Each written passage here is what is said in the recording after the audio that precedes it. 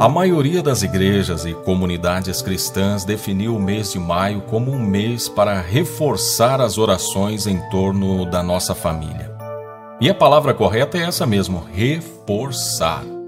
Porque, afinal, as orações para a nossa família não devem se resumir ao mês de maio. Nós precisamos estar constantemente orando, clamando a Deus pela nossa família. É bem verdade que quando tudo vai bem, quando as coisas estão dando certo, quando a gente atravessa um período de bonança, de tranquilidade, às vezes a gente descuida, às vezes a gente acaba esquecendo. Mas nós não podemos baixar a guarda, nós não podemos deixar a nossa família à mercê dos ataques sutis do inimigo. E nunca em toda a história da humanidade a família foi tão atacada. Atacada por meio da mídia, das tentações, do consumismo desenfreado. Esse consumismo desenfreado que leva pessoas a dívidas terríveis, que às vezes acabam com a alegria de viver, acabam com o diálogo, acabam com a tranquilidade, e às vezes acabam com a união. Há muitas pessoas enterradas em dívidas porque acabaram cedendo ou sendo fisgadas pelo consumismo desenfreado. Esse consumismo, na maioria das vezes, é gerado por um espírito de insatisfação, que também é uma obra do inimigo. Às vezes a pessoa tem tudo para viver uma vida de tranquilidade, ela já alcançou conforto, estabilidade, mas o maldito inimigo, ele vem e lança uma semente de insatisfação. Uma semente de insatisfação até mesmo com a tranquilidade da vida. E aí as pessoas às vezes saem para gastar, consumir, porque afinal de contas gastar, consumir, isso gera um certo prazer na gente. Não adianta a gente tentar esconder o sol com a peneira. A gente gosta de comprar. A gente gosta de consumir. Faz parte da gente. É só você observar quando você compra algo novo. Aquela sensação. Parece até que uma espécie de um hormônio é liberado no nosso organismo. Dá aquela sensação gostosa, não é? Mas, lamentavelmente, a maioria das vezes que a gente gasta sem pensar, a gente acaba ficando devendo e depois acaba se enroscando, acaba tendo dificuldade para pagar. Aí vem as cobranças, aí a paz vai embora e a gente se arrepende. Então nós precisamos buscar a direção e a orientação de Deus e buscar satisfação para o nosso espírito. E isso a gente só encontra por meio da palavra de Deus. Como disse, nós estamos sendo terrivelmente atacados diariamente. E esse ataque, ele vem de todas as formas. Lamentavelmente, até mesmo por meio do ensino. Pois há escolas onde a preocupação de alguns profissionais da educação não é apenas ensinar as matérias concernentes à ciência da educação, história, geografia. Eles precisam às vezes ir além. E alguns querem doutrinar os alunos a acolherem as suas ideologias, pensamentos, coisas que às vezes vão contra a palavra de Deus. E nós não podemos abrir mão da palavra de Deus, porque a palavra de Deus é aquela que nos ampara, que nos dá sustentação, é aquela que é luz para o nosso caminho. Quando nós não colocamos a palavra de Deus na nossa vida, nós andamos na escuridão, nas trevas, lançados à nossa própria sorte. Então nós precisamos da direção de Deus. E eu tenho aqui agora um salmo específico para que a gente possa buscar orientação de Deus, proteção para nossa casa, para nossa família. Agora, é importante a gente também não apenas orar, não apenas nos colocar na presença de Deus, ignorando os ataques que são arquitetados contra nós, e ataques esses que nós precisamos estar atentos para que a gente não seja uma presa fácil. Como disse, a família vem sendo atacada constantemente, mas o que nós vemos hoje não é fruto do ontem recente. Isso é um plano de Satanás que nasceu lá no Éden para destruir a família. E ele vem se desenvolvendo ao longo da história. E não sejamos ingênuos ao ponto de pensar que ele trabalha sozinho ou simplesmente com a ajuda dos seus demônios, dos seus anjos caídos. Não! O inimigo usa pessoas de carne e osso como eu e você. Às vezes pessoas muito próximas a nós. Pessoas que têm a nossa confiança, pessoas a quem nós oferecemos credibilidade, pessoas às vezes a quem nós oferecemos carinho e afeto. E é aí que nós nos decepcionamos às vezes, porque ele usa pessoas assim, pessoas próximas a nós. E quando ele não consegue pessoas bem próximas, às vezes ele dá um jeito de entrar dentro da nossa casa por meio de outras formas de comunicação. A TV, a internet. Aliás, um dia desses eu estava ouvindo um religioso que disse que na década de 70, há quase 50 anos atrás, alguns novelistas da Rede Globo já escreviam suas novelas com intenções obscuras. Eles não queriam simplesmente colocar um enredo contando uma história e oferecer entretenimento. Muitas vezes, eles tinham segundas intenções. E, ao longo daquela novela, eles semeavam pensamentos, circunstâncias, situações que, se olhadas com bastante cuidado, muitas vezes banalizavam a estrutura familiar. Aquilo que nós não aceitávamos de forma nenhuma, como por exemplo o divórcio, a separação, a TV transformou em algo comum, algo aceitável em toda e qualquer situação. Afinal, o que as pessoas precisam é ser feliz, ainda que para isso duas famílias precisem ser destruídas. O importante é viver uma história de amor, não é? Então, sutilmente o inimigo foi implantando na nossa mente, por meio de entretenimento, pensamentos que simplesmente desvalorizam a família, a estrutura familiar, a formação que Deus estabeleceu. Então nós precisamos orar, precisamos estar atentos, mas, acima de tudo, precisamos nos lembrar que Deus é quem pode nos dar vitória. A nossa reação diante dessas situações que nós encontramos no dia a dia, tentando destruir a família, deve ser lutar, mas não com armas comuns, com armas espirituais. Armas como a palavra de Deus, que é a espada do Espírito.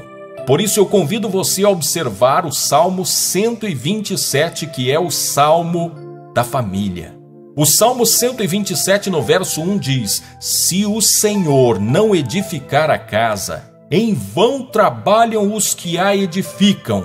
Se o Senhor não guardar a cidade, em vão vigia a sentinela. É Deus quem pode nos ajudar a edificar a nossa casa. Nós nunca devemos esquecer disso. Uma casa se edifica com Deus, com Jesus, com a presença do Espírito Santo. Não imagine você que um lar é formado simplesmente de recursos humanos, de riquezas materiais. Um lar precisa ter a bênção de Deus para ser edificado. O verso 2 diz: Inútil vos será levantar de madrugada, repousar tarde, comer o pão que penosamente granjeastes. Aos seus amados ele o dá enquanto dormem. Aqui, Deus está nos levando a refletir que o nosso sustento vem dele. É Ele quem é o nosso Senhor, é Ele quem é o nosso patrão. Confiemos mais nele e menos na força do nosso braço. Isso também é uma forma de encontrar descanso, Porque se a gente ficar imaginando que tudo depende de nós, que nós é que temos que edificar, que nós é que temos que prover o sustento, que nós é que temos que dar solução para tudo, levamos uma vida pesada, ansiosa, e nós vamos nos desgastando cada vez mais. Então, precisamos lembrar que é Deus o nosso sustento. Não adianta a gente querer ganhar tudo na força do braço. Tem gente que age como o salmista disse, acorda de madrugada, vai dormir tarde, tem 2 ou 3 empregos, mas esquece de colocar Deus na sua vida, ele mesmo fica se destruindo. Daqui a pouco ele perdeu toda a saúde e às vezes perdeu até a família. Precisamos sempre colocar Deus à frente de tudo. Essa é uma forma de descansar e de apaziguar a nossa alma. O verso 3 do Salmo diz: herança do Senhor são os filhos, o fruto do ventre e o seu galardão. Nós temos uma obrigação de cuidar bem dessa herança que o Senhor nos deu. Como é que nós estamos cuidando dos nossos filhos? Hoje existe uma praga, uma arma poderosa que Satanás tem usado contra as nossas crianças, que é a disseminação de erotismo e de tudo quanto é coisa má, para as quais as crianças não estão preparadas para lidar com isso. Mas nós, os adultos, às vezes colocamos isso diante delas. Sabe como? Entregando um aparelho de telefone celular com internet conectado. Ali essa criança vai digitar uma palavra e às vezes essa palavra pode abrir imagens de erotismo e de tanta coisa má que a criança não tem estrutura psicológica para lidar com aquilo. E alguns traumas podem ser gerados e depois isso vai implicar numa felicidade futura dessa criança. Então nós adultos temos que ter cuidado. Não basta orar, não basta ler a palavra e não tomar atitude. Tenhamos cuidado. Temos a obrigação de cuidar bem das nossas crianças porque elas são herança do Senhor. E cuidar bem também significa educá-los para Deus. Nós temos que formar filhos para Deus, filhos e filhas para o Senhor. Então que nós possamos parar um pouco, deixar as nossas ocupações e olhar mais para as nossas crianças.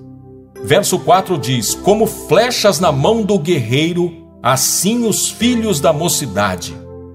Nós precisamos orar e nos esforçar para que os nossos filhos possam ir além de nós. É isso que diz a palavra, eles são como flechas na mão do guerreiro. Se nós agirmos corretamente, se nós buscarmos força, sabedoria e direção de Deus, os nossos filhos poderão ir além daquilo que nós fomos. Os nossos filhos poderão ir muito mais à frente e, quem sabe, glorificar ainda mais o nome de Deus. Mas para isso nós precisamos orar, precisamos nos colocar na presença de Deus. É bem verdade que às vezes eles, usando a liberdade que têm para escolher, eles não vão querer seguir pelos caminhos que nós estivemos andando, os caminhos do bem, o caminho de Jesus. Mas desde que nós coloquemos eles na presença de Deus, nós pelo menos teremos uma consciência tranquila diante de Deus, que nós cumprimos o nosso papel de educá-los e de ensiná-los. A palavra também nos orienta que nós devemos ensinar a criança no caminho em que deve andar e quando for velho ela não se desviará dele. Então, oremos e nos esforcemos para que nossos filhos possam ir além de nós. Precisamos deixar um legado. Verso 5 diz: feliz o homem que enche deles a sua aljava. Não será envergonhado quando pleitear com os inimigos à porta. Naquele tempo, uma grande quantidade de filhos também significava potência, capacidade de guerrear, de enfrentar o inimigo. As famílias eram grandes, os clãs eram fortalecidos a partir do número de filhos que uma família tinha. Assim elas poderiam combater o inimigo. Hoje nós não vivemos esse tempo. Estamos numa era totalmente diferente, numa nova geração, a qual o mais importante não é o número de filhos, mas a qualidade com que nós os educamos. Talvez há pessoas que têm um monte de filhos e não conseguem educá-los bem. Aquele que tem um e consegue formá-lo de forma correta e educar bem e deixar um legado, já está cumprindo o seu papel. Que nós possamos nos lembrar disso. Filhos precisam de educação e de direção. nós precisamos medir as nossas condições, os nossos recursos e saber se podemos tê-los ou não. Talvez o caminho mais certo seja ter pouco e educar bem do que ter muitos sem educação. Que nós possamos nos lembrar disso. E agora eu quero clamar a Deus em favor da sua família, da minha família, e que nós possamos estar na presença dele buscando sempre direção. Deus poderoso de graça e bondade, eu apresento diante de ti a vida de cada uma das pessoas que me acompanha agora, pedindo que o Senhor venha com poder, com graça, com misericórdia, estruturar, edificar a nossa casa, a nossa família. Senhor, há muitas pessoas me ouvindo, algumas pensando, meu Deus, como eu gostaria de ter ouvido isso antes, porque a minha família já foi destruída. Mas eu sei, ó Pai, que Tu podes todas as coisas e nada te é impossível. A Tua palavra também nos mostra que tudo é possível ao que crê. Então eu te peço, ó Deus, que Tu possas trazer restauração, que Tu possas trazer uma reedificação para este lar, para este relacionamento, e que essa pessoa possa testemunhar o grande milagre que o Senhor fez na casa dela.